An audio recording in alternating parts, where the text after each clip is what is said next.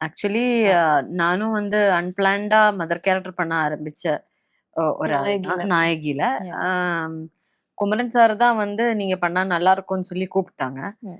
எனக்கு சேம் ஈக்குவலான ஏஜ் ஆன ஒரு பையனுக்கு அம்மாவா தான் அப்ப நானு ம். ஆஃப் ஸ்கிரீன் சொல்றேன் நான். ம். ம். ஆன் ஸ்கிரீன் பார்த்தா யாருக்கும் தெரியாது. பிகாஸ் ம். That is just a character.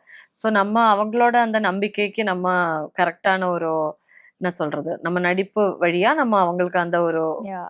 நம்பிக்கை நம்ம திருப்பி கொடுக்கணும்ல, அந்த ஒரு ரிசல்ட் கொடுக்கணுன்றதுனால நான் ரொம்ப லவ் பண்ணி பண்ண ஒரு கேரக்டர் தான் வசந்தி.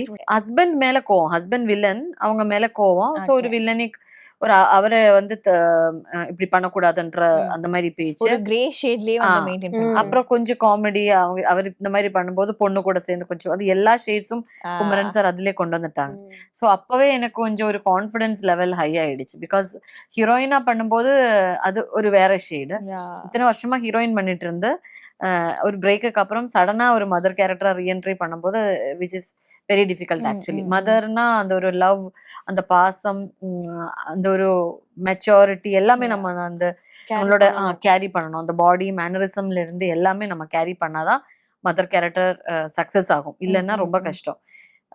ஸோ அதெல்லாம் அந்த நாயகியில எனக்கு அந்த ட்ரைனிங் ஃபுல்லாவே கிடைச்சதுன்னு வேணா சொல்லலாம். All thanks to Kumaran sir. அவரு தான் க்ரூம் பண்ணாரு என்ன.